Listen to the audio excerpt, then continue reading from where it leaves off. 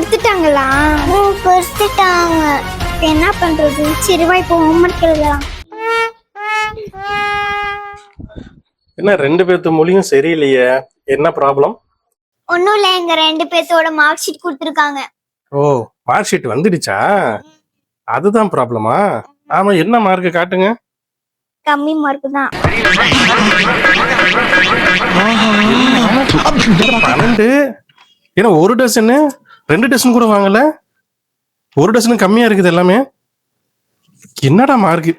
அடே 3 சப்ஜெக்ட்ல 3 மார்க்கு கீழையா? என்னடா மார்க் இதெல்லாம்? சரி சரி, மம்மி வருவாங்க, இத மம்மி கிட்ட கையெழுத்து வாங்கிக்கிங்க. நானும் கையெழுத்து போட மாட்டேன். டாடி ப்ளீஸ் ப்ளீஸ் டாடி, நீதான் எங்களை காப்பாத்தணும். அப்படியா? மம்மி கிட்ட வருவாங்க, மம்மி கிட்ட கையெழுத்து வாங்கிக்கிங்க.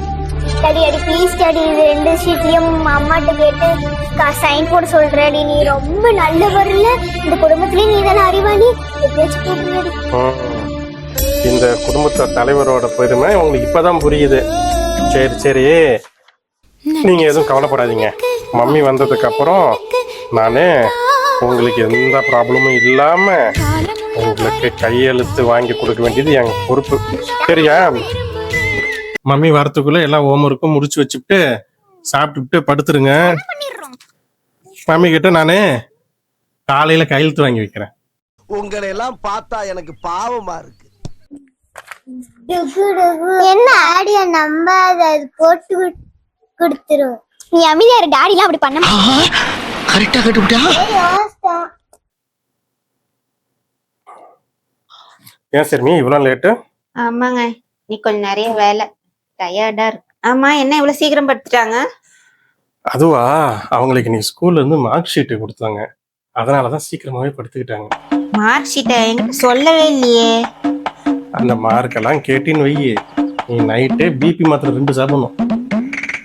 அப்ப சீக்கிரம் தூங்க வேண்டியதுதான். நீங்க மார்க்ஸ் எல்லாம் பாத்தீங்களா இல்லையா? நான் பார்த்தேன் சரிமி, 3, 4 ரொம்ப கம்மி.